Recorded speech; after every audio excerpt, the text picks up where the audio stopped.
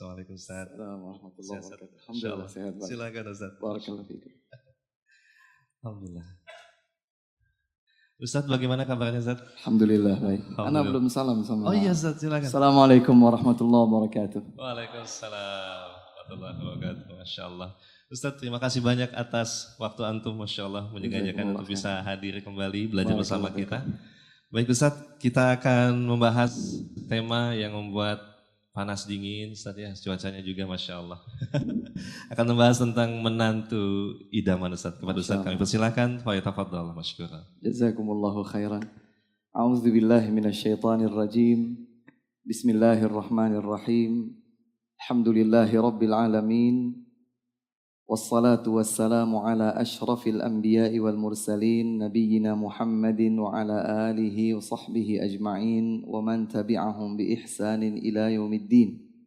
Amma ba'du. Apa kabar? Brothers and sisters. Sehat ya? Baik, alhamdulillah. Ikhwati wa akhawati. Saudara-saudariku yang semoga senantiasa dimuliakan Allah Subhanahu wa taala. Yang sudah jadi menantu.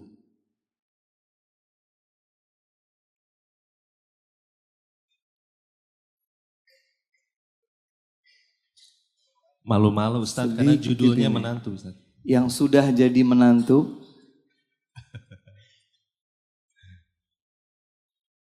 Berarti sisanya calon menantu. Insya Allah. Pengen lihat nih, calon menantu. Kok malu? Calon menantu. Wah banyak ini Masya Allah. Baik, terima kasih. Boleh ngacung lagi Ustaz? Gak boleh. Masih ada slot banyak ini ya. Masya Allah. Ikhwati wa akhawati, brothers and sisters rahimakumullah. Inilah kehidupan. Ya. Yang terus berjalan dari waktu ke waktu. Tidak ada yang mengetahui apa yang terjadi esok. Tapi inilah perjalanan hidup kita masing-masing. Pada perputaran siang dan malam, selalu ada tanda-tanda kemuliaan Allah Subhanahu wa taala, namun tidak untuk setiap orang. Hanya bagi ulul albab. Inna fi khalqis samawati wal ardi wa ikhtilafil laili wan nahari la ayatil liulil albab. Maka hendaklah masing-masing dari kita terus mendekatkan diri kepada Allah Subhanahu wa taala, mengingat Allah Subhanahu wa taala. Melihat, mencermati, merenungi, menghayati tanda-tanda kebesaran dan kemuliaan Allah Subhanahu wa taala yang ada di segenap penciptaannya. Ikhwati wa akhwati, brothers and sisters rahimakumullah. Kajian kita, kebersamaan kita dalam beberapa menit ke depan adalah tentang menantu idaman. Kalau sudah bahasannya adalah menantu dan tadi sudah terlihat bahwa calon menantu jauh lebih banyak daripada yang sudah jadi menantu, maka saya berharap agar mudah-mudahan sesi kita ini adalah benar-benar sesi yang akan menjadi bekal, bukan sekedar hanya menjadi wawasan.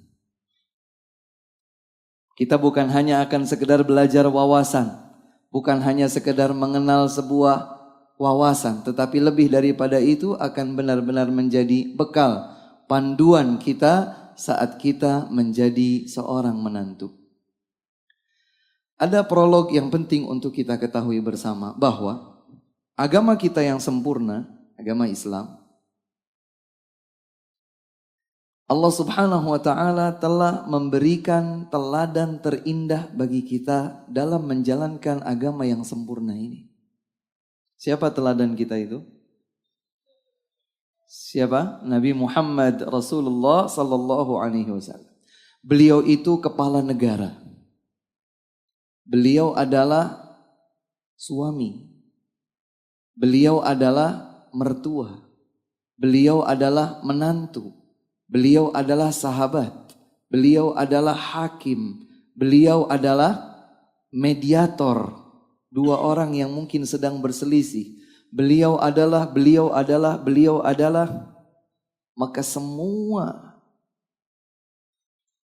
yang memberikan keteladanan indah pada diri seorang muslim dan muslimah sebagai seorang hamba Allah Subhanahu wa taala, semua ada pada diri Nabi Muhammad sallallahu alaihi wa ala alihi wasallam. Itu dulu jadikan sebagai pedoman kita.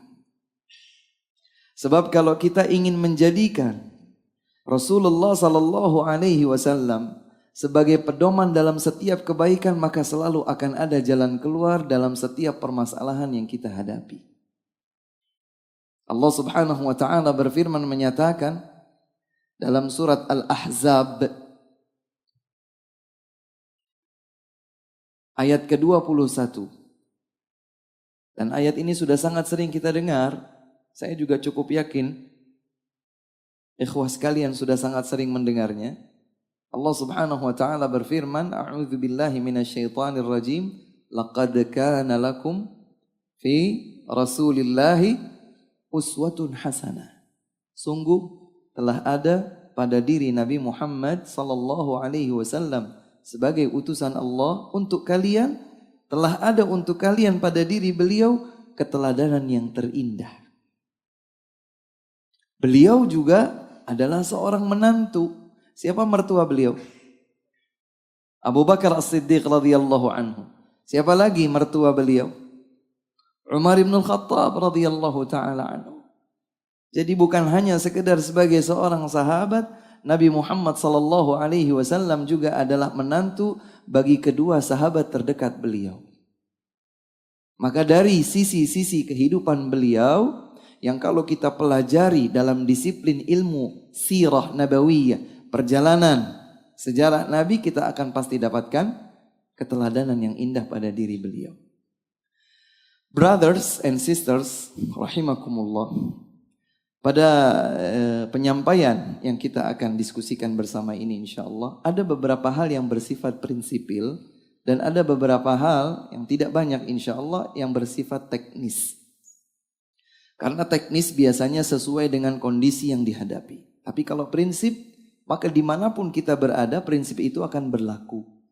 Prinsip tersebut akan berlaku. Yang pertama, boleh dicatat minimalnya dalam memori masing-masing. Yang pertama, bahwa kunci kebahagiaan hakiki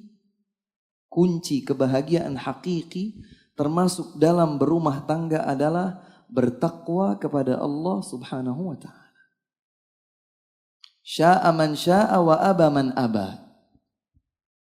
Dikehendaki atau tidak dikehendaki, maka berdasarkan prinsip di dalam agama kita, kalau kita ingin mendapatkan kebahagiaan yang hakiki, maka kuncinya adalah bertakwa kepada Allah.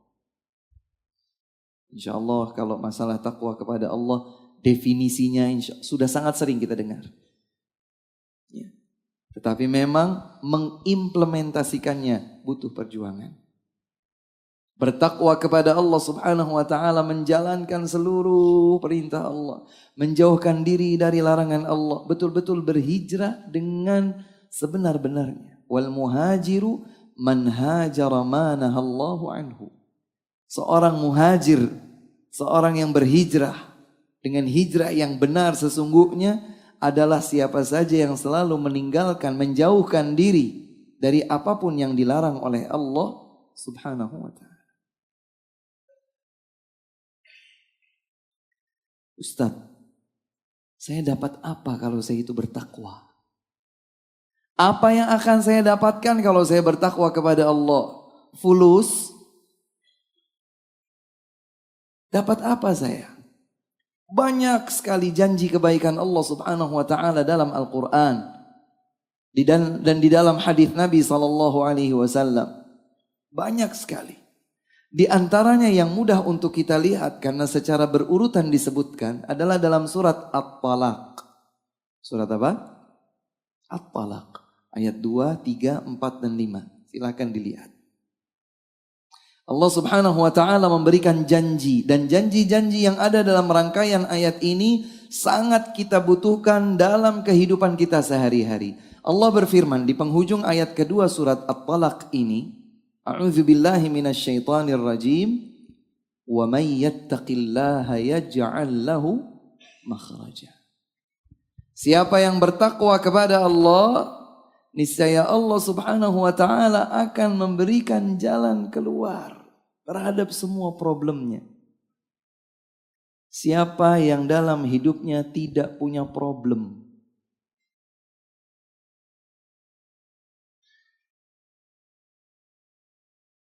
saya kasih hadiah. Yang di dalam hidupnya tidak punya problem. Dan siapa yang suka berlarut-larut dalam problem, tidak ada yang mau. Kalau bisa sekarang muncul problem, secepat mungkin kita selesai dari problem tersebut, betul? Bagaimana caranya? Ternyata Allah sebutkan dengan takwa kepadanya. Menjalin kedekatan diri kepada Allah.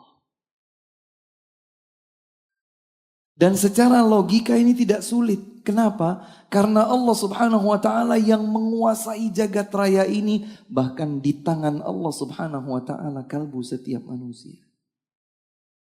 Allah Subhanahu wa taala mampu membalikkan kondisi kalbu seorang hamba dari benci jadi cinta, dari cinta jadi benci, dari hitam jadi putih, putih jadi hitam.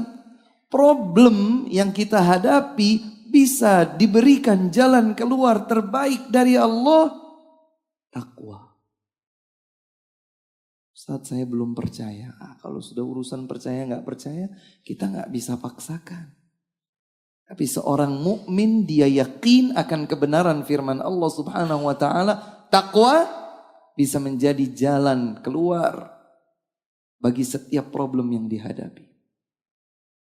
Kita kembali kepada prinsipnya tadi.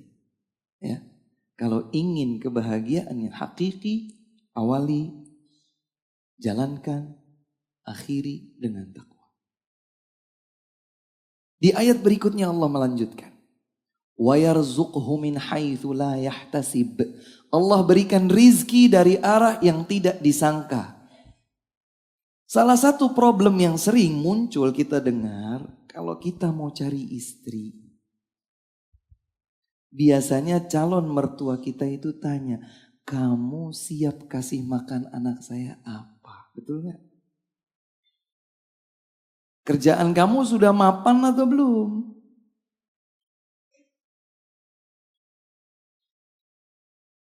Dari mana kita bisa membayangkan bahwa kita ini benar-benar bisa menjamin, oh saya seorang direktur sebuah perusahaan besar. Itu jaminan? Tidak jamin. Sampai pun kalau dia adalah seorang komisaris sebuah perusahaan, kemudian atas dasar itu dia mengajukan sebuah lamaran, akad pernikahan terjadi, ternyata berakhir dengan meninggal dunia di meja akad nikah. Siapa yang tahu? Jadi siapa yang memberikan jaminan rizki? Allah. Rizki seperti apa yang Allah akan berikan kepada seorang hamba yang bertakwa kepadanya? Min haitsu la yahtasib, dari arah yang tidak disangka. Dan inilah yang akan lebih menjadikan seorang hamba justru besar rasa bergantung diri kepada Allah. Ustadz, tapi kan realistis aja lah Ustadz. Mana mungkin kita akan bilang kepada calon mertua kita, Pak, rizki itu dengan takwa datang dengan sendirinya. Benar. Itu tidak kita katakan kepada calon mertua kita. Tapi sebelum kita berjumpa dengan calon mertua kita benar-benar menjadi seorang yang berusaha terus bertakwa kepada Allah, sehingga Allah Subhanahu wa taala memberikan rizki kepada kita dari arah yang tidak disangka. Mau nikah memang bukan modal dengkul. Salah satu di antara makna ba'ah, man istata'a minkumul ba'ata falyatazawwaj. Barang siapa di antara kalian telah mampu untuk melakukan ba'ah, hendaklah ia menikah. Ba'ah memiliki dua makna sekaligus. Kemampuan untuk melakukan hubungan layaknya suami istri, jima', dan kemampuan untuk memberikan nafkah. Kemampuan untuk memberikan nafkah. Besarkan keyakinan kepada Allah. Dan ini benar-benar tempatnya ada pada kalbu masing-masing. Dha' thiqataka billah. Benar-benar letakkan kepercayaan kita, ketergantungan diri kita kepada Allah dengan terus mendekatkan diri kepada Allah, jalankan perintah Allah, jauhkan diri dari larangan Allah. Allah pasti, ini janji Allah, Allah pasti akan berikan rizki dari arah yang tidak disangka. Jangan takut. Rizki itu bukan di tangan kita, kemudian kita cari, kalau kita kerja berarti kita dapat uang. Dengan itulah kita memberikan rizki kepada anak dan istri kita, nafkah untuk anak istri kita. Bukan. Allah subhanahu wa ta'ala yang berikan. Allah subhanahu wa ta'ala yang memberikan. Makanya dalam hadis qudsi yang panjang ya, yang dibawakan oleh sahabat mulia Abu Dzar Al-Ghifari radhiyallahu anhu. Saya tidak akan masuk ke sini, tetapi di dalam hadis qudsi itu subhanallah, kita itu seakan-akan ditelanjangi di hadapan kemampuan Allah subhanahu wa ta'ala. Kita bukan siapa-siapa. Nikmat hidayah dari siapa? Dari Allah. Nikmat makan, minum dari siapa? Dari Allah. Nikmat pakaian ini dari siapa? Dari Allah. Nikmat ampunan atas segala dosa yang kita lakukan dari siapa? Allah. Bahkan Allah subhanahu wa ta'ala seakan memberikan tantangan. Ya ibadi, law anna awwalakum wa akhirakum wa jinnakum wa insakum qamu fi sa'idin wahid fasa'aluni fa'a'taitu kulla wahidin mas'alatahu ma naqasa dhalika mimma indi illa kama yanqusul mikhyatu idha udkhilal bahr. Wahai hamba keseluruhnya, seandainya kalian semua dari yang paling awal sampai yang paling akhir, dari mulai Nabi Adam alaihissalam sampai yang paling terakhir akan dilahirkan jelang hari kiamat, bangsa jin, bangsa manusia, semuanya berdiri di satu dataran. Dan semuanya meminta, memanjatkan doa kepada Allah subhanahu wa ta'ala. Semuanya. Berapa banyaknya itu? Jinnya, manusianya dari awal sampai akhir, berapa banyaknya? Kemudian Allah mengabulkan seluruh permintaan mereka. Seluruhnya tanpa terkecuali. Allah tegaskan dalam hadits qudsi yang diriwayatkan oleh Imam Muslim ini, ma naqasa dzalika mimma indi illa kama yanqusul mikhyatu idza udkhilal bahr. Aku berikan semua yang mereka minta dalam doa, itu tidak akan mengurangi kekayaanku kata Allah, kecuali seperti berkurangnya air laut saat kita masukkan sebuah jarum kemudian kita angkat lagi. Berkurang berapa liter? Jadi bukan kita yang punya. Yang kita miliki saat ini adalah pinjaman dari Allah subhanahu wa ta'ala. Dan Allah akan memberikan kepada kita, melimpahkannya kepada kita kalau kita bertakwa kepada Allah. Ustaz, tapi orang yang tidak beriman tuh tajir-tajir habis, tajir melintir. Tapi dia tidak beriman, kok bisa Ustaz? Beda. Bedakan antara orang yang beriman dengan orang yang tidak beriman. Di mana bedanya Ustaz? Kalau orang tidak beriman, maka sekalipun dia diberikan sekian banyak nikmat, maka ini adalah istidraj, diulur. Diulur oleh Allah subhanahu wa ta'ala untuk semakin tergelincir, untuk semakin menyimpang, untuk semakin jauh.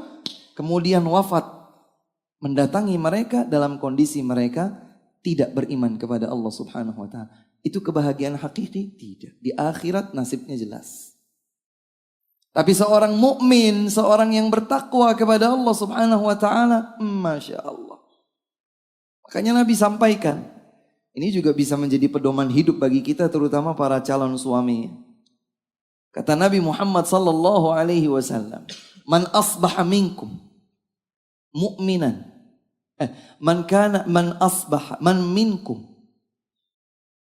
man asbaha, ya, barang siapa yang di pagi hari aminan fi sirbihi, aman di tempat tinggalnya, mu'afan fi jasadihi, sehat raganya, indahu qutu yaumihi. Dia memiliki makanan di hari itu, faqad hizat lahu dunya. Maka sesungguhnya telah dihamparkan baginya kenikmatan dunia. Jadi standar dari Allah Subhanahu wa taala nikmat dunia itu adalah 3 hal ini. Tidak harus kemudian semuanya berlebih, tidak.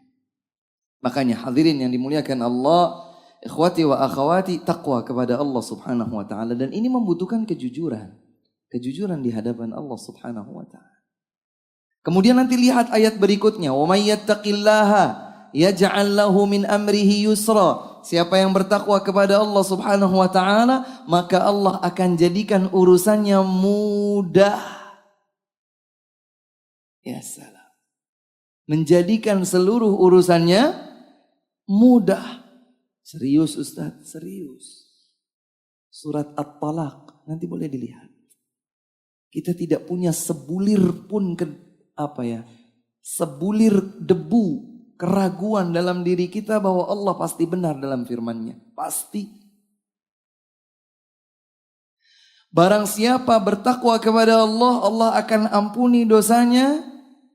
Allah akan lipat gandakan balasan untuknya. Subhanallah. Jadi ada 5. Ayat 2, 3, 4, dan 5 dalam surat At-Talaq itu, Allah akan berikan jalan keluar, solusi dalam setiap problem. Allah akan berikan rizki dari arah yang tidak disangka. Allah akan mudahkan setiap urusannya. Allah akan ampuni dosa-dosanya. Allah akan lipat gandakan balasan pahala baginya.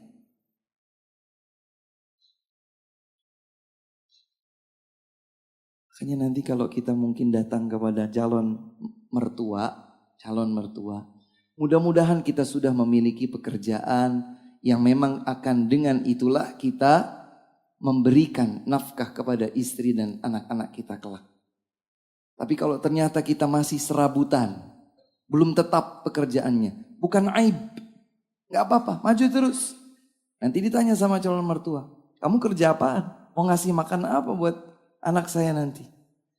Insya Allah om. Insya Allah om. Insya Allah apaan gitu kan? Saat ini saya sedang memiliki pekerjaan ini.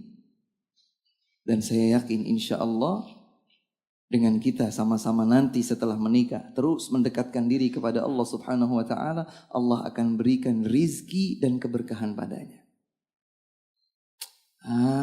Mikir. Gak usah berkecil hati. Cari calon mertua yang lain. Emang dunia ini sempit. Kadang-kadang kita itu kemudian ingin menyempitkan diri kita sendiri. Pokoknya harus itu Ustaz. Kalau enggak itu saya enggak bisa nikah. Subhanallah. Kalau enggak itu saya takut saya enggak bahagia. Bahagia itu dari siapa? Kalau bukan dari Allah Subhanahu wa ta'ala. Maka dengan kunci kita terus mendekat kepada Allah, kita meminta kepada Allah, kita memohon kepada Allah, Allah akan berikan.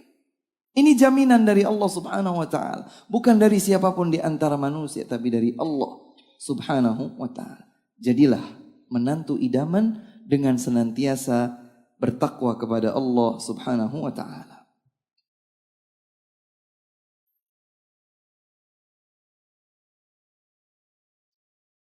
Takwa tidak berdiri dengan sendirinya, tapi harus dengan akhlak yang mulia.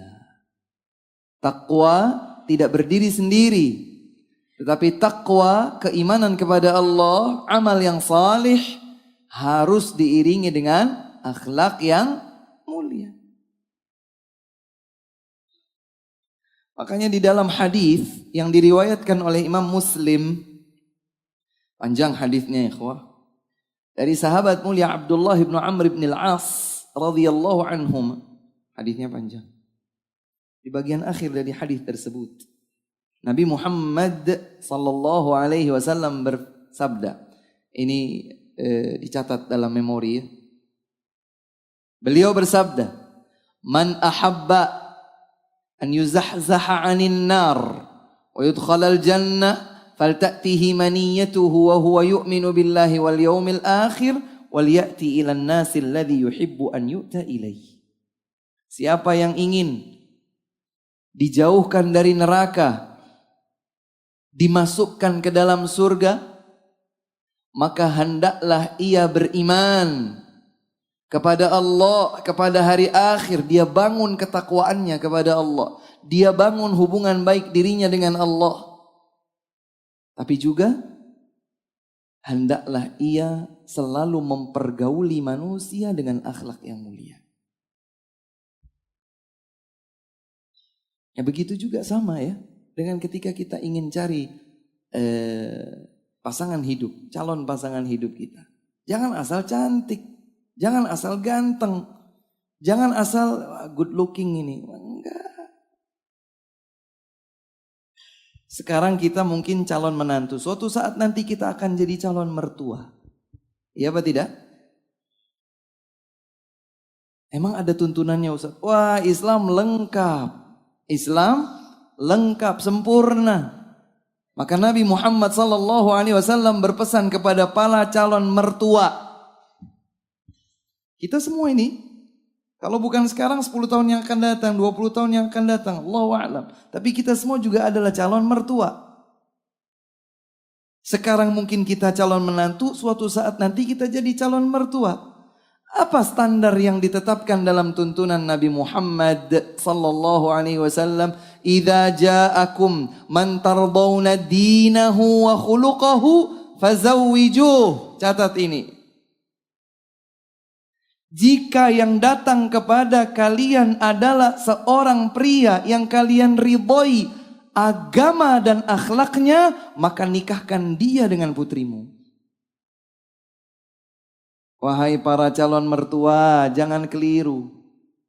Anak perempuan kita tidak bahagia dengan harta saja. Anak perempuan kita belum tentu terjamin bahagia hanya karena kekayaan suaminya, hanya karena kerupawanan suaminya. Anak perempuan kita akan bahagia dengan kebahagiaan hakiki yang tidak bisa diperdebatkan lagi, karena ini adalah tuntunan ilahi Rabbi, jika suaminya adalah orang yang salih berakhlak mulia. Salih berakhlak mulia. Maka ketakwaan kepada Allah, kesalihan diri seorang hamba dikorelasikan dengan akhlak. Begitu pula kita, para calon menantu.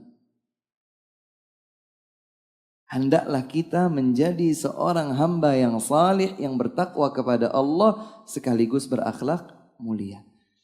Prinsip yang berikutnya.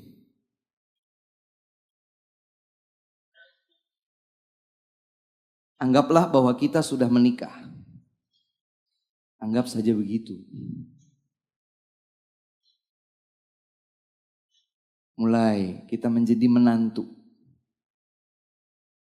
Maka prinsip yang dituntunkan di dalam agama kita adalah bahwa masing-masing dari pasangan suami istri harus memberikan support kepada pasangan hidupnya dalam hal berbakti kepada kedua orang tua.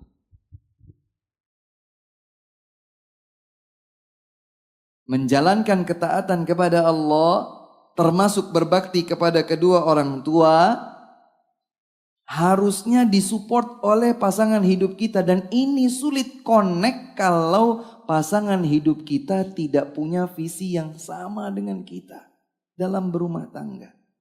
Makanya saya dengar dari balik layar tadi ya, cari pasangan yang salih atau salihah itu bukan di jalanan, bukan di dunia milik si maya. Saya itu penasaran sama si maya itu yang mana orangnya. Begitu besar dampaknya. Cari pasangan hidup yang salih atau salihah adalah di tempat-tempat di mana mereka akan membentuk kesalihan diri. Oleh sebab itu ketika kita nanti insya Allah biiznillah, dengan izin Allah, kita benar-benar telah dijodohkan oleh Allah Subhanahu wa taala. Prosesnya udah benar nih. Prosesnya benar nih. Ini kalau bicara tentang proses yang mudah-mudahan sudah dikaji dalam seri tersendiri. Prosesnya ada benar, nikah. Sudahlah, punya pasangan. Maka yang harus diingat adalah prinsip ini. Masing-masing dari pasangan suami istri adalah supporter terbaik bagi pasangan hidupnya di dalam menjalankan ketaatan kepada Allah, termasuk berbakti kepada orang tua. Ini penting. Karena tidak sedikit problem yang terjadi, friksi antara pasangan suami istri sebabnya adalah istri merasa jealous, cemburu karena suaminya sedemikian memberikan perhatian kepada orang tuanya. Atau sebaliknya, suami merasa cemburu ketika istrinya sedemikian besar memberikan perhatian kepada kedua orang tuanya. Kenapa harus ada cemburu? Kalau masing-masing sudah betul-betul berkomitmen, ayo saya dukung engkau untuk berbakti pada orang tuamu, engkau dukung aku dalam berbakti pada orang tuaku. Maka ketika ada silang pendapat, ketika ada mungkin kesalahan paham, mudah untuk menguraikan karena visinya sudah sama. Sebagian orang keliru berprinsip, udahlah pokoknya saya kan nikahnya sama dia, bodoh amat orang tuanya mau kayak gimana. Ya bisa. Islam tidak mengajarkan seperti itu. Islam mengajarkan bagaimana kita menyadari bahwa saat kita menikah, berarti kita akan memiliki keluarga besar yang lain dari jalur istri kita. Memang masing-masing dari pasangan suami istri tidak memiliki kewajiban persis sama untuk berbakti kepada mertuanya seperti baktinya kepada orang tua kandungnya. Benar. Dijelaskan oleh para ulama, tidak ada ayat, tidak ada hadis yang menentukan bahwa seorang laki-laki berbakti kepada mertuanya seperti baktinya kepada kedua orang tua kandungnya, tidak ada. Atau seorang istri berbakti kepada mertuanya seperti dia berbakti kepada orang tua kandungnya, tidak ada. Tapi masing-masing dari pasangan suami istri menjalankan perintah Allah Subhanahu wa taala, innallaha ya'muru bil 'adli wal ihsan wa ita'i dzil qurba. Al-ayah. Sungguh Allah Subhanahu wa taala memberikan perintah untuk kita semua dengan apa? Satu, berbuat adil, kedua, berbuat baik, dan berbagi, memberi, menyantuni kepada kerabat. Para ulama menyebutkan kalau ingin tahu keindahan Islam secara umum, mereka semua menyebutkan ayat ini. Ayat ini Allah firmankan dalam surat An-Nahl, ayat 90. Ayat 90. Sekali lagi, kaidahnya adalah bahwa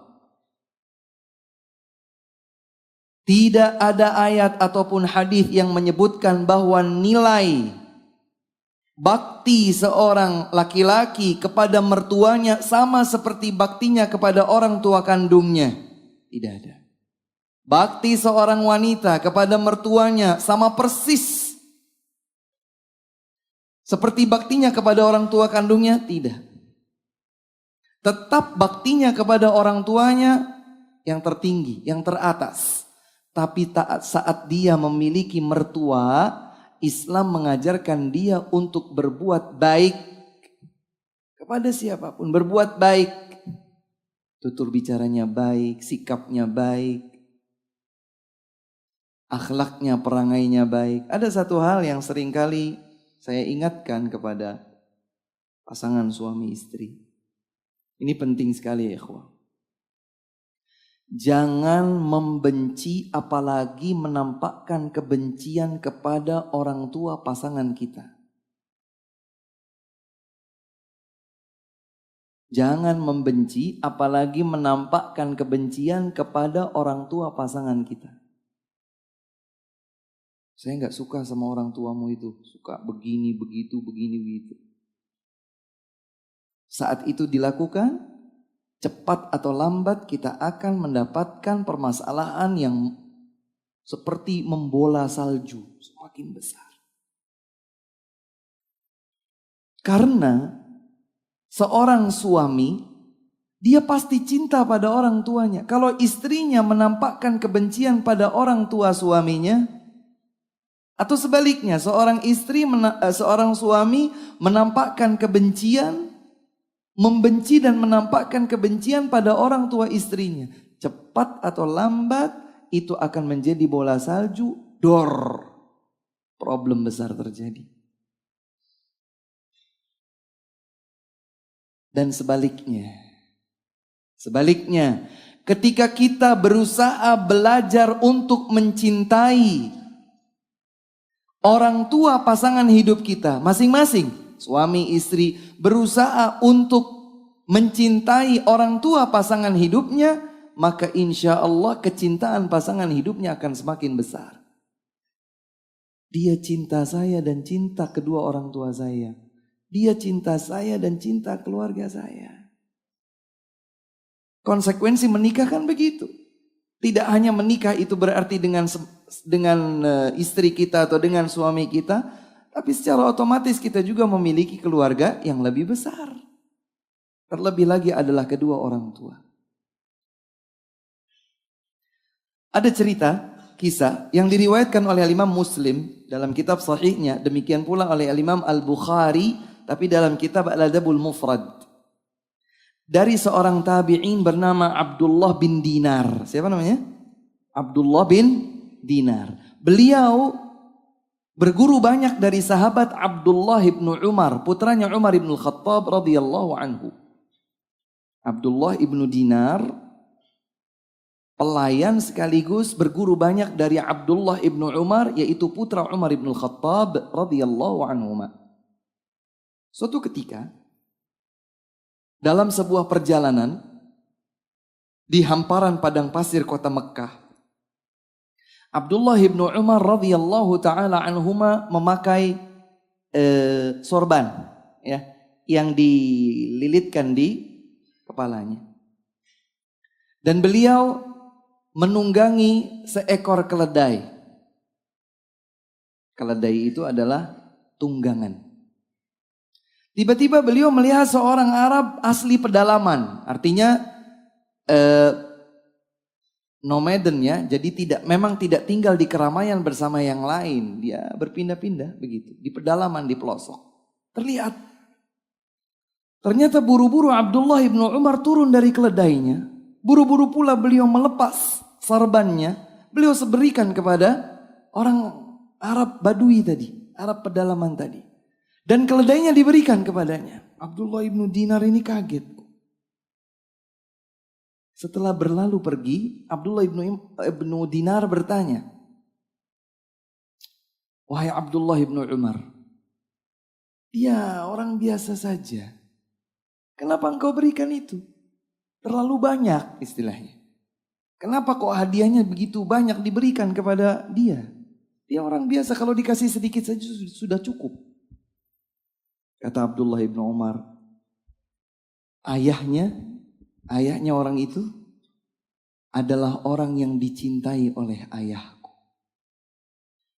Dan aku pernah mendengar Nabi Muhammad sallallahu alaihi wasallam bersabda, "Inna abarral birri silatu ahli wuddi abih." Silatu ahli wuddi abih. Kata Nabi Muhammad sallallahu alaihi wasallam, sesungguhnya di antara kebaikan yang ada di puncak di atas adalah seseorang mampu untuk menyambung hubungan baik orang-orang yang dicintai oleh kedua orang tuanya. Saya ulangi. Kata Nabi sallallahu alaihi wasallam, di antara kebaikan yang bernilai tinggi, di antara kebaikan yang bernilai tinggi adalah tatkala seseorang mampu menjalin hubungan baik orang-orang yang dicintai oleh orang tuanya. Orang tua laki-laki tadi itu dicintai oleh ayahku Umar. Padahal tidak ada hubungan mertua, tidak ada hubungan menantu.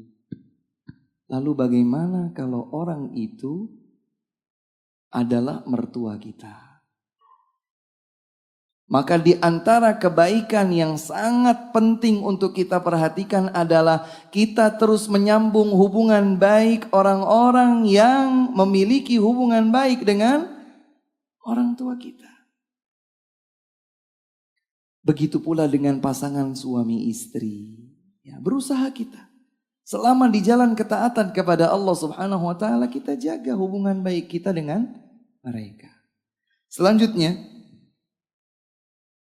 hadirin yang dimuliakan Allah Subhanahu wa taala, brothers and sisters, rahimakumullah. Ketika suatu saat friksi terjadi, dan ini sulit dihindari, apalagi mohon maaf, apalagi kalau yang pasangan baru hidupnya ikut orang tua atau mertua. Biasanya muncul problem tuh. Entah orang tuanya atau mertuanya masuk dalam lingkup rumah tangga mulai. Apalagi kalau orang tuanya itu memang merasa anakku meskipun sudah menikah dia adalah anakku. Aku atur sedemikian hidupnya agar dia bahagia. Maksudnya baik. Orang tua ini maksudnya ingin sayang kepada anaknya. Tapi kadang-kadang mereka itu masuk ke dalam lingkup wilayah yang semestinya mereka tidak masuk. Maka kalau boleh dianjurkan, kalau boleh disarankan, selepas menikah sebisa mungkin tidak bersama orang tua atau mertua, kecuali dalam kondisi-kondisi khusus. Seperti misalnya orang tuanya atau mertuanya sakit misalnya, atau sudah tua dan sendirian misalnya. Ya berarti coba diskusikan dulu, komunikasikan bersama pasangan hidup kita.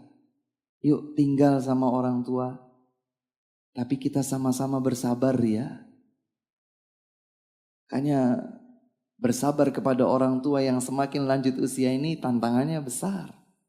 Oleh sebab itu disebutkan dalam Al-Quran, imma yablughanna 'indakal kibara ahaduhuma aw kilahuma fala taqul lahuma uff. Kalau kedua orang tuamu atau salah satu dari keduanya sudah mencapai usia lanjut, maka jangan sekali-kali engkau mengucapkan kata-kata ah. Ustadz, kalau usianya belum lanjut berarti boleh. Bukan gitu mafhumnya, bukan seperti itu cara memahaminya. Cara memahaminya adalah bahwa disebutkannya sudah lanjut usia karena semakin orang tua kita itu lanjut usia, kesabaran yang dibutuhkan semakin lebih besar. Semakin orang tua itu lanjut, maka semakin fasenya itu kembali seperti sedia kala awalnya. Begini. Semakin lanjut usianya, maka semakin dibutuhkan kesabaran ekstra karena dia akan balik seperti halnya anak kecil. Ngomongnya nggak jelas, mintanya nggak jelas. Kadang-kadang bikin kita bingung. Dan pasangan suami istri biasanya diuji. Ibu kamu itu loh, banyak mintanya, rewel, gak jelas. Kurang ajar ya, ributnya. Mana ada orang yang terima orang tuanya dicaci maki, gak ada. Maka sekali lagi, ikhwah dan akhwat sekalian yang dimuliakan Allah Subhanahu wa taala, ketika terjadi friksi, yang harus pertama kali dilakukan adalah bersabar, berlapang dada. Itu adalah bagian dari ujian hidupnya. Itu adalah bagian dari perjalanan hidup berumah tangga yang dia jalani. Kendalikan dengan hati yang dingin. Kendalikan dengan hati yang dingin. Jangan cepat emosi. Kadang-kadang sebagian anak muda itu ya, gimana gak emosi Ustaz? Saya masih muda Ustaz, begini begitu.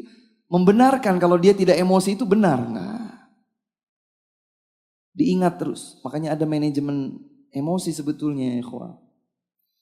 Kalau sedang emosi nih, yang harus dilakukan yang pertama, diam. Kalau sedang emosi, diam. Kata Nabi SAW, فَإِذَا غَضِبَ أَحَدُكُمْ فَلْيَسْكُتْ. Jika salah seorang di antara kalian sedang marah, maka diam. Jangan bicara. Kalau bicara, malah menjadi. Kalau bergerak, malah menjadi. Diam. Yang kedua, ucapkan ta'awudz. A'udzu billahi minasyaitonir rajim. Karena kemarahan, emosi biasanya itu dididihkan oleh syaitan. Kita berlindung diri kepada Allah Subhanahu wa taala dari syaitan. Yang berikutnya, manajemen emosi adalah berpindah tempat dan merubah posisi. Kalau berdiri maka duduk, kalau duduk maka berbaring. Ustaz, saya sambil berbaring juga marah-marah. Aneh kayaknya. Umumnya orang itu marah-marah ketika berdiri. Wow. Full power kalau sedang berdiri. Kalau sadar kita ini marah sedang berdiri, buru-buru duduk. Ustaz, duduk juga masih marah. Ayo berbaring. Berbaring marah-marah sendiri. Petunjuk Nabi SAW tidak ada yang keliru. Ya. Di antara manajemen emosi adalah berpindah tempat dan merubah posisi duduk. Dan sebagian ulama menyatakan di antara manajemen emosi juga yang kedua adalah berwudu. Berwudu. Sebab bisikan emosi datang dari syaitan. Syaitan tercipta dari api, maka dinginkan api itu dengan berwudu. Kemudian yang berikutnya manajemen emosi adalah ingat janji-janji kebaikan Allah buat mereka yang berusaha menahan emosi. Emosinya ditahan. Apa emang janjinya Ustaz? Yang paling tingginya adalah surga. Surat Ali Imran ayat 133 dan seterusnya. Wasari'u ila maghfiratin min rabbikum wa jannatin 'arduha as-samawati wal ardu u'iddat lil muttaqin. Bergegaslah kalian menuju ampunan Allah, menuju surga Allah yang luasnya langit dan bumi disiapkan untuk orang-orang yang bertakwa. Siapa mereka? Alladzina yunfiquna fis sarra'i wad-dharra. Mereka yang selalu berinfak dalam kondisi lapang, dalam kondisi sempit selalu berinfak. Punya duit banyak berinfak, punya duit sedikit terus berinfak. Wal kadhiminal ghaidh. Surga itu disiapkan untuk mereka yang menahan emosi. Gara-gara menahan amarah masuk surga, Masya Allah. Wal afina 'anin nas. Memaafkan manusia. Emosi, kita dizalimi sama orang, wallahu yuhibbul muhsinin. Allah cinta kepada orang-orang yang berbuat baik. Makanya disebutkan bahwa ada seseorang suatu hari ketumpahan air panas, ketumpahan makanan berkuah yang panas baru saja mendidih. Wah, naik pitam dia. Budaknya, pelayannya itu, wahai tuanku, sesungguhnya Allah Subhanahu wa taala berfirman, bayangkan, ceramain. Salah dia ini, tapi kesalahan tidak sengaja. Melihat majikannya, tuannya itu marah, dia langsung ingatkan, wahai tuanku, sesungguhnya Allah Subhanahu wa taala berfirman, wal kadhiminal ghaidh. Surga itu untuk orang-orang yang menahan amarah. Kadhamtu ghaidhi. Aku tahan emosiku. Kemudian dia nggak cukup sampai di situ. Wahai tuanku, Allah melanjutkan. Wal afina 'anin nas. Surga disiapkan bagi orang yang memaafkan kesalahan orang lain. Afautu anki. Aku maafkan kesalahanmu, sudah. Nggak ada marah, sudah. Maaf. Wallahu yuhibbul muhsinin. Allah cinta pada orang-orang yang baik. Sudah, kamu bebas, kamu merdeka. Subhanallah. Ketika kita tinggal, kita hidup atau berinteraksi dengan mertua, terjadi friksi, mungkin kita merasa dizalimi, mungkin kita merasa ini, merasa itu, merasa ditekan, merasa apa saja. Berusahalah untuk menghadapinya dengan hati dingin, sabar. Saya sudah sabar Ustadz. Berapa lama sabarnya? Dari kemarin-kemarin Ustadz, iya berapa lama? Seminggu Ustadz, baru seminggu. Jadi sampai kapan Ustadz? Sampai kita tidak lagi merasakan marah. Sampai kita betul-betul murni bisa memaafkan. Sampai kita betul-betul bisa memberikan balasan tapi yang baik. Fussilat ayat 34. Wala tastawil hasanatu wala sayyi'ah idfa' billati hiya ahsan. Fa idzal ladzi bainaka wa bainahu adawatun ka'annahu waliyyun hamim. Tidak akan pernah sama antara yang buruk dengan yang baik, enggak pernah sama. Maka balaslah dengan yang lebih baik. Mertua kita ngomel-ngomel, kamu tuh ya, bla bla bla bla bla bla. Iya Pak, mohon maaf mungkin saya keliru. Mudah-mudahan nanti saya enggak ulangi lagi. Tiba-tiba kita bikin teh manis. Ini Pak, teh manis. Padahal kita tidak salah, tapi kita iya saja. Perlakukan dengan yang baik. Meskipun kita di posisi terzalimi. Perlakukan, balas dengan yang baik. Allah itu tidak tidur. Allah subhanahu wa ta'ala maha mengetahui, maha membedakan mana yang baik, mana yang buruk. Yang buruk diperlakukan baik, berubahlah. Potensi permusuhan berubah menjadi waliyun hamim. Kekasih yang sangat dekat dan dicintai. Kemudian hadapi juga itu dengan selalu berprasangka baik kepada Allah subhanahu wa ta'ala. Ini adalah ujian saya. Mertua saya cerewet, mertua saya bawel, mertua saya begini, begitu. Tampakkan akhlak yang mulia, berprasangka baik kepada Allah bahwa ini adalah ujian hidup saya. Maka saya akan hadapi dengan senang hati. Diskusikan sama istri juga dengan kepala dingin, dengan hati yang dingin. Sayang, gimana ya? Saya kadang-kadang terpancing emosi. Kalau kita sampaikan baik-baik, aduh mohon maaf ya. Ayah saya, ibu saya memang kadang-kadang seperti itu, dimaafkan ya. Dimaklumi ya. Ya, doakan saya juga ya. Diskusikan dengan baik, komunikasikan dengan baik. Kemudian susun langkah-langkah, strategi-strategi tertentu agar kita bisa mereda. Ingat janji-janji Allah subhanahu wa ta'ala surga. Apalagi ada hadis. Ada hadis bagi mereka yang menahan emosi. Rasulullah sallallahu alaihi wasallam bersabda, man kadhama ghaidhan wa huwa qadirun ala an yunaffidhahu nadahu Allahu ala ru'usil khalaiq liyukhayyirahu minal huril 'ini ma syaa.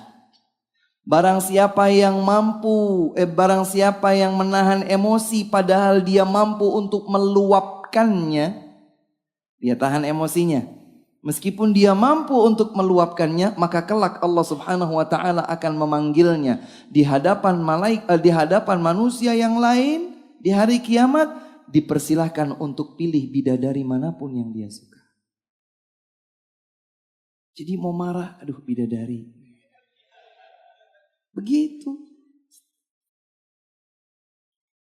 Mau marah, mau bidadari yang begini, begitu, begini. Allah akan pilih, Allah akan bebaskan pilihan. Silahkan pilih. Mana? Mau yang mana? Yang hitam, yang putih, yang tinggi, yang dia kehendaki. Subhanallah. Karena ini biasanya terjadi. Kemudian ketika terjadi friksi, yang terakhir adalah berbanyak berdoa kepada Allah subhanahu wa ta'ala. Minta kepada Allah. Tingkatkan takwa kepada Allah. Minta kepada Allah subhanahu wa ta'ala. Prinsip yang terakhir. Brothers and sisters, rahimakumullah jami'an. Hidup kita ini tidak berhenti dengan hanya sekedar kita mendapatkan problem baik dari mertua atau yang lain. Jadi bagaimana Ustadz? Ada pil motivasi luar biasa dari Nabi SAW. Pil motivasi hebat dari Nabi SAW. Beliau bersabda, saya sering sekali menyampaikan ini. terutama kepada santri-santri saya di pondok pesantren.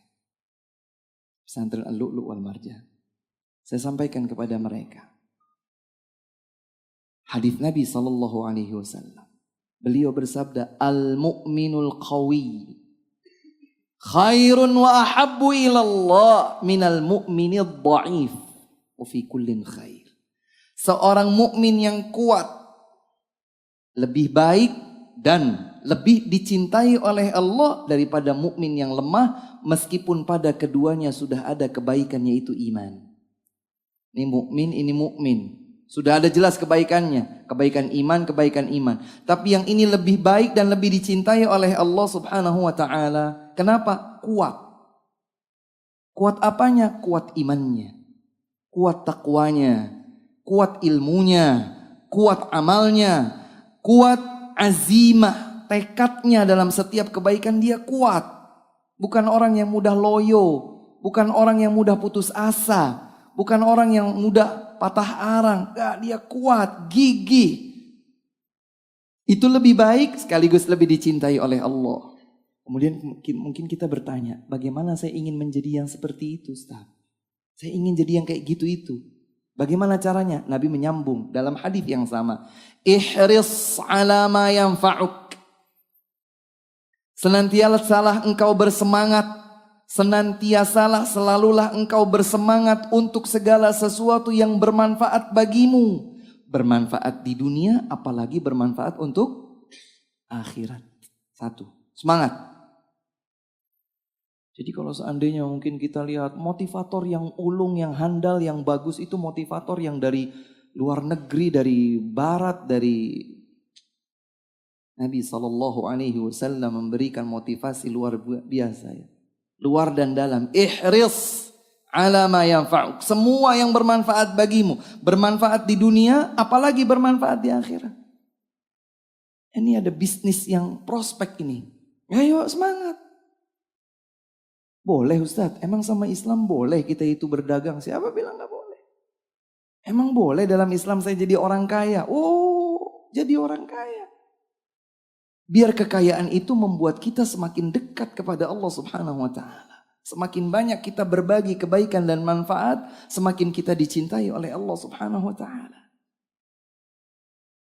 Wasta'in billah, tapi jangan lupa semangat kita itu bukan kekuatan yang betul-betul satu-satunya menciptakan kebaikan. Bukan. Minta pertolongan kepada Allah.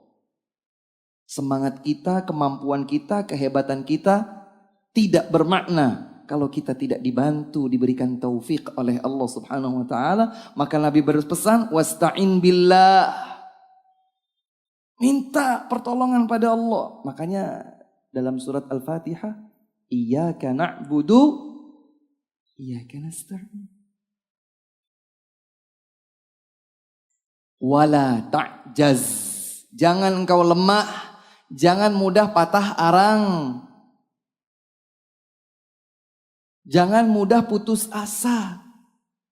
Jadi bagaimana Ustaz? Ini saya udah lemes nih, balik lagi, semangat lagi, minta pertolongan Allah lagi. Sama seperti kalau kita berada di sebuah perlombaan, kita ternyata terjatuh, bangun, bersihkan luka, lari lagi. Bukan patah semangat, tapi terus lanjutkan perjuangan. Hidup kita ini tidak terhenti dengan kita menghadapi sebuah problem. Justru problem itu adalah ujian yang Allah titipkan kepada kita untuk diketahui kita lulus atau tidak. Dan kunci itu semua ada pada ilmu. Belajar, terus belajar. Akhlak yang mulia, takwa kepada Allah Subhanahu wa taala, bersabar dalam menghadapi mertua, ya, membalasnya dengan yang baik, berprasangka kepada Allah Subhanahu wa taala juga dengan prasangka yang baik, menghadapi segala sesuatu dengan kepala dingin, dengan hati yang dingin, tidak membenci orang tua pasangan hidup kita, karena itu pasti cepat atau lambat akan menjadi ledakan besar di tengah rumah tangga kita. Sebaliknya kita harusnya menjadi supporter terbaik bagi pasangan hidup kita. Sayang, kamu belum telepon loh sama mama. Telepon. Tanya kabarnya gimana? Salam dari saya. Oh ya, begitu harus. Sayang, ini kita makan enak ini. Orang tua kita gimana? Yuk kita kirim makanan. Semakin kita menampakkan kecintaan, perhatian, kepedulian kita, care kita kepada mertua kita, saya cukup yakin bahwa pasangan hidup kita semakin demen sama kita. Ini nih, yang kayak gini yang bikin saya jatuh hati. Apalagi kepada yang perempuan ya. Kepada para calon istri atau kepada para istri. Kalau kita bersikap seperti itu kepada suami kita insya Allah gak lari kemana. Tidak akan berpikir jauh-jauh, sudah ini saja. Ini sudah lebih dari yang saya butuhkan. Dia selalu memberikan support kepada saya untuk berbakti pada orang tua saya. Saya diingatkan untuk selalu taat kepada Allah Subhanahu wa taala dan untuk selalu berbakti kepada kedua orang tua. Hadirin dan hadirat, brothers and sisters yang dimuliakan Allah Subhanahu wa taala, itu kurang lebih ya yang bisa disampaikan di kesempatan kali ini. Mudah-mudahan bermanfaat bagi kita semua. Jika ada beberapa pertanyaan yang terkait, dipersilahkan. Wallahu ta'ala alam bissawab. Masya Allah. Syukran Ustaz atas penyampaiannya. Tadi Ustaz sampaikan nih, mudah-mudahan bukan sekedar jadi wawasan, tapi jadi bekal ya. Masya Allah. Ya. Baik, silahkan, masih ada sedikit waktu, barangkali jika ada pertanyaan. Dan bagi yang akan keluar, kami harapkan untuk bisa tertib, untuk brothers bisa keluar dari tangga selatan, tangga selatan, dan tolong minimalisasikan suaranya supaya nggak mengganggu yang lain. Dan untuk yang di depan kamera mohon menunduk Mas karena mengganggu view streaming. Dan setelah ini pun Ustaz akan ada soal jawab di bawah insyaallah taala. Iya. Baik, silakan sister dulu mungkin ya. Sister siap bertanya nggak? Silakan. Tes. Ya, silakan Mbak. Bismillah, semoga Allah memberikan keberkahan pada setiap ilmu yang kita dapatkan. Amin. Amin. Ustadz, ketika seseorang... Mbak boleh sebut namanya dulu dan domisili? Iya, Ana Mary dari Jakarta Pusat. Ya, silakan Mary. Ustadz, ketika seseorang menunda-nunda menikah dengan alasan bahwa ia akan menikah jika sudah menguasai bahasa Arab, menghafal Al-Quran 30 juz dan menguasai beberapa ilmu lainnya, karena dia berpikir bahwa ibu adalah madrasah pertama bagi anaknya. Apakah ini termasuk ke dalam waswas syaitan? Dan jika ini memang waswas syaitan, lantas bagaimana cara menghilangkannya?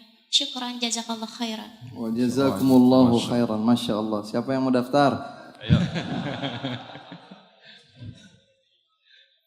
Mau menguasai bahasa Arab, hafal 30 juz, hafal Sahih Bukhari, Sahih Muslim, belajar. Masya Allah. Seandainya itu bisa ditempuh dalam waktu yang singkat, Allahu Akbar. Pada ngantri. Tapi harus diketahui bahwa itu semua pertama butuh waktu yang panjang. Ya. Oleh sebab itu, insya Allah sebetulnya kalau kita ketemu dengan jodoh yang punya misi sama, visinya sama, yuk. Karena ibu adalah madrasah yang pertama, hal-hal yang dasar sudah alhamdulillah didapatkan, seiring dengan berjalannya waktu kita tambahkan terus. Bersama suami, nambah ilmu, nambah hafalan Quran, nambah hafalan hadis. Maka insya Allah bisa berjalan dengan baik. Sekedar berbagi pengalaman, sebetulnya saya malu ya. Berbagi pengalaman. Wa amma bi ni'mati rabbika fahaddits. Masya Allah. Istri saya punya anak 2. Sampai sekarang beliau setiap siang sekitar jam 1:30 sampai jam 5 sore setoran hafalan online. Mampu? Mampu. Bagaimana kewajibannya sebagai seorang istri? Jalan. Sebagai seorang ibu, alhamdulillah. Suaminya bagaimana? Dukung. Bahkan kalau kita misalnya ada acara apa begitu, minta dicarikan satu tempat sedikit yang tidak terlalu ramai. Dia fokus setoran hafalan 15 menit, setengah jam, balik lagi dengan kerja.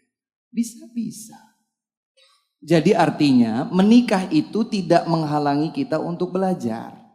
Menikah tidak menghalangi kita untuk bisa tetap menghafal Al-Quran. Menikah tidak menghalangi kita untuk terus menjadi seorang ibu yang salihah.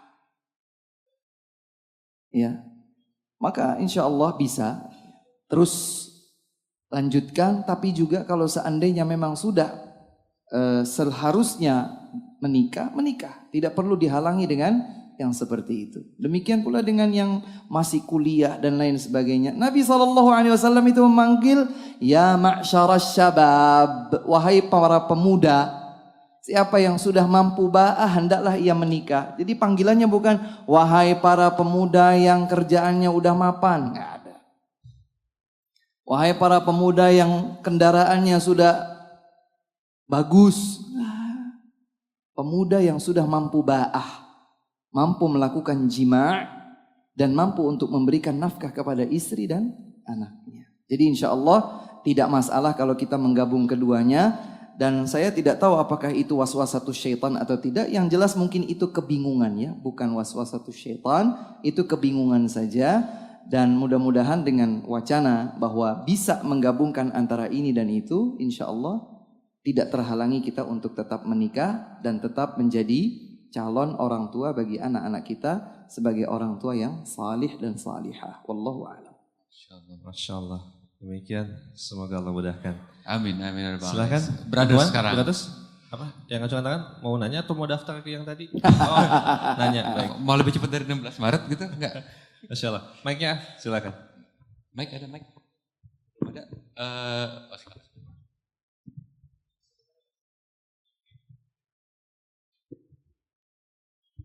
Assalamualaikum warahmatullahi wabarakatuh. Waalaikumsalam warahmatullahi wabarakatuh. Jazakallah khair atas ilmunya Ustadz. Wa jazakumullahu khair. Saya mau nanya sih, ini masalah tentang tetangga saya. Jadi dia itu ada masalah Ustadz. Istri dan suami bekerja, tapi penghasilan istri lebih besar daripada suami. Dan terkadang istri meminta sesuatu di luar batas kemampuan suami. Bahkan ketika bertengkar itu si istri suka meminta cerai. Awalnya si suami biasa aja nggak mau meladenin gitu. Nah kan tetapi mungkin karena harga diri suaminya udah merasa nggak dihargai oleh istrinya, akhirnya dia mengabulkanlah permintaan istri. Tetapi sebelum dikabulkan dia mencoba untuk memperbaiki dengan cara memanggil kedua orang tua dan mertuanya. Nah, tetapi ketika dipanggil itu bukannya membaik, malah terjadi pertengkaran antara keluarga. Si suami, keluarga suami bela suami, si keluarga istri bela istri gitu. Nah, mohon nasihatnya untuk kita yang hadir di sini, baik yang udah nikah maupun yang belum nikah. La qadarallah, ketika menghadapi masalah seperti itu, apa yang harus kita ambil? Mohon nasihatnya. Masya Allah. Untuk mengambil pelajaran dari kisah tersebut, yang pertama seharusnya memang sejak awal peran seorang istri yang sekaligus adalah ibu bagi anak-anak dari suaminya itu perannya di dalam rumah. Di dalam rumah. Kalau sudah seorang istri mengambil peranan di luar rumah, apalagi punya penghasilan lebih dari suaminya, maka potensi terjadinya tarafu', nusyuz, kedurhakaan, tinggi hati di hadapan suami, potensinya besar. Dan ingat, setiap pasangan suami istri itu diintai oleh syaitan. Setiap pasangan suami istri, tidak kecuali mau ustadz, mau bukan ustadz, mau seorang alim, bukan seorang alim, pasangan suami istri diintai oleh syaitan. Setiap kali ada celah agar syaitan masuk untuk memisahkan antara keduanya, syaitan akan lakukan. Maka Islam menutup celah tersebut. Peranan istri di mana? Di rumah. Ustadz, tidak mungkin. Ini harus tetap istri di luar rumah bekerja, apalagi penghasilannya lebih besar. Ya itu yang terjadi, umumnya begitu. Karena seorang istri yang seperti itu biasanya kemudian punya tarafu'. Saya bisa seperti ini tanpa kamu sekalipun. Maka ambillah tuntunan Islam. Waqarna fi buyutikunna. Hendaklah engkau wahai para wanita berada di rumah kalian. Dan dalam hadis diriwayatkan oleh Al-Bukhari, Muslim melalui beberapa jalur, Nabi Muhammad sallallahu alaihi wasallam menjelaskan specifically dalam masalah ini adalah wal mar'atu ra'iyatun fi baiti zawjiha wa waladihi. Catat. Dan seorang wanita adalah penjaga atau pemelihara di rumah suaminya dan untuk anak-anak dari suaminya. Nabi menyebutkan di rumah.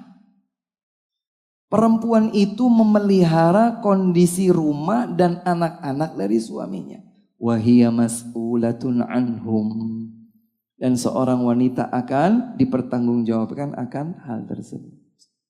Jadi ini yang pertama. Yang kedua, kalau seandainya itu sudah terjadi ya kita kan as-sa'idu man yattu'idha bi ghairihi.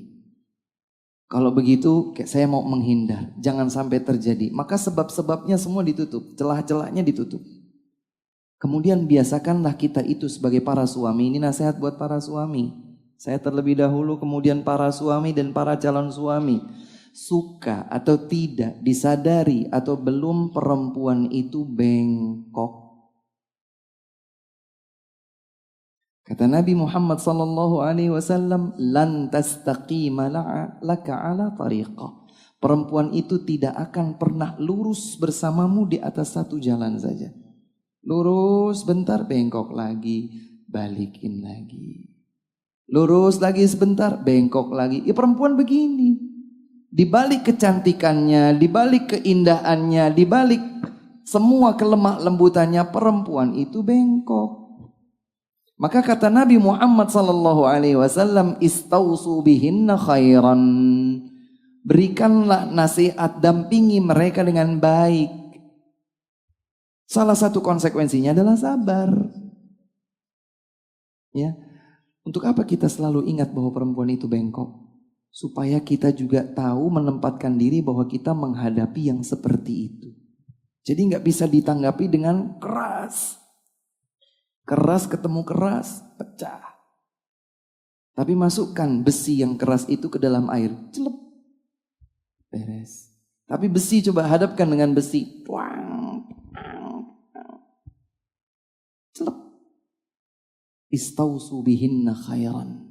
Rifqan bil qawarir, kata Umar. Bertakwa kepada Allah subhanahu wa ta'ala menjadi kuncinya. Ya. Bertakwa kepada Allah subhanahu wa ta'ala setiap pasangan suami istri menjadi kuncinya. Allahu ta'ala alam. Masya Allah. Syukran Ustaz. Dan mungkin selanjutnya pertanyaan terakhir dari Brothers lagi. Karena setelah ini sister ada sesi dengan Ustaz di bawah insya Allah ta'ala.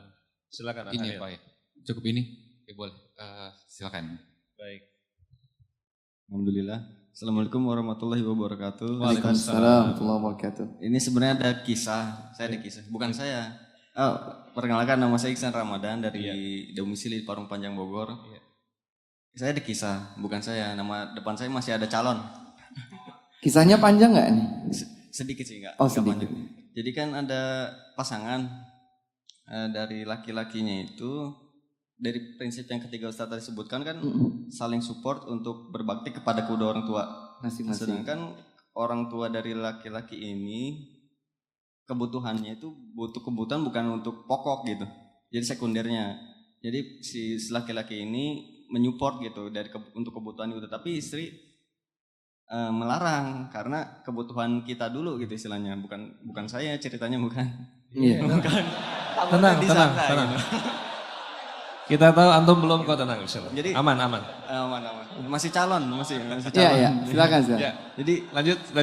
hukumnya gimana gitu Ustaz? Baik. Jadi dari prinsip yang ketiga kan saling support untuk Baik. berbakti kepada orang tua, tapi si laki-lakinya ini mensupport kebutuhan bukan primernya gitu, tapi sekundernya. Iya. Baik. Menarik sekali sebetulnya pertanyaannya ya. Jadi memang nanti kalau kemudian digali ilmu tentang bagaimana sih nafkah wajib yang suami harus berikan kepada istri dan anak-anaknya. Prinsipnya adalah seorang suami itu memberikan kecukupan hidup mereka yang primer. Dikasih makannya, dikasih minumnya, dikasih pakaiannya, dikasih tempat tinggalnya yang primer. Buat istrinya, buat anak-anaknya.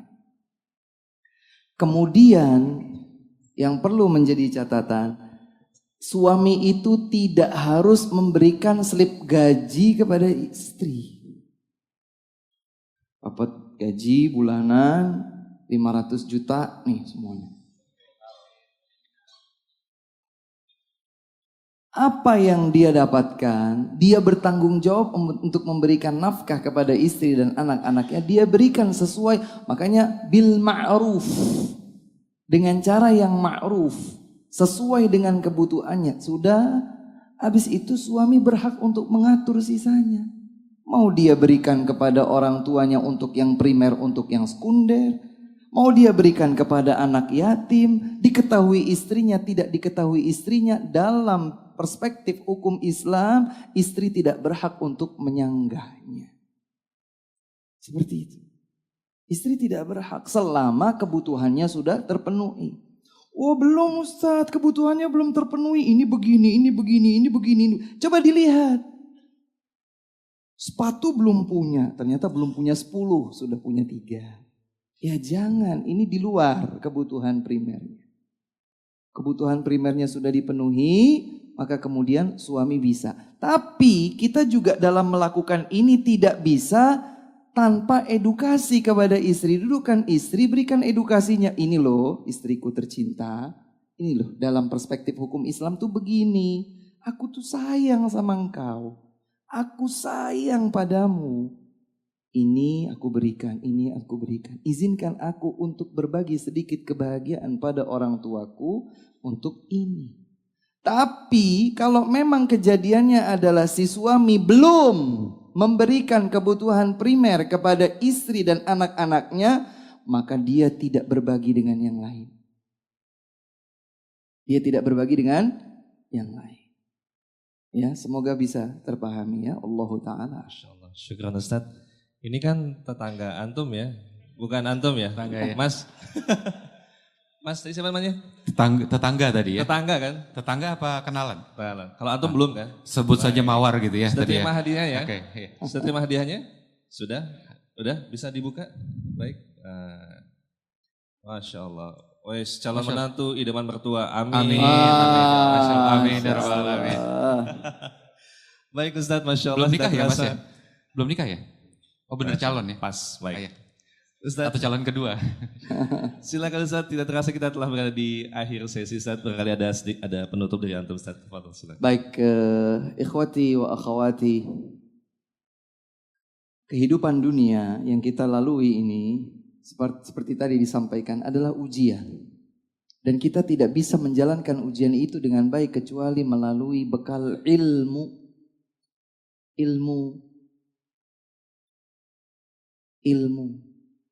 Dengan ilmu itulah kita jadi tahu ini yang benar, ini yang keliru, ini yang diridhai oleh Allah, ini yang dimurkai oleh Allah, ini yang hak, ini yang batil.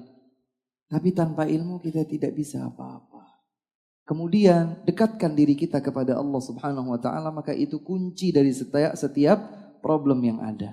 Dan untuk menjadi seorang menantu yang baik sesuai dengan tuntunan Islam, maka jadilah menantu yang betul-betul bernilai agama tinggi, bernilai akhlak tinggi.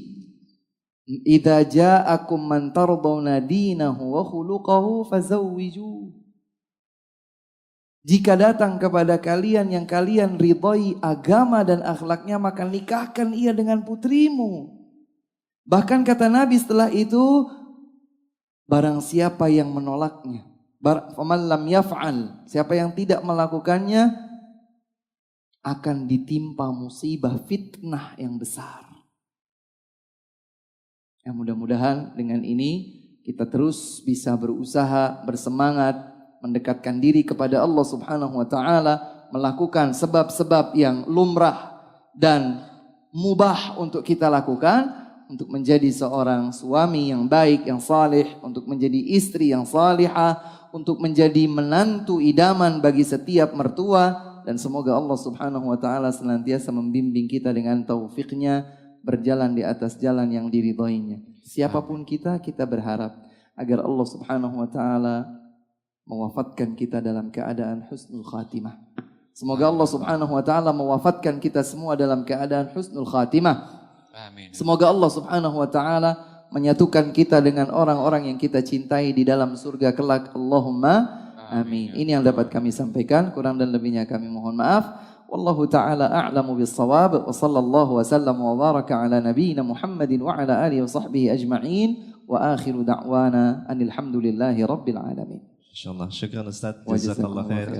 Semoga Allah berkahi Ustaz dan keluarga dan juga antum semua. Terima kasih banyak atas kehadirannya. Kita semoga Allah mudahkan kita bertemu kembali di pertemuan yang akan datang. Kita akhiri dengan membaca doa kafaratul majlis. Subhanakallahumma bihamdik asyhadu an la ilaha illa anta astaghfiruka wa atubu ilaik. Wassalamualaikum warahmatullahi wabarakatuh.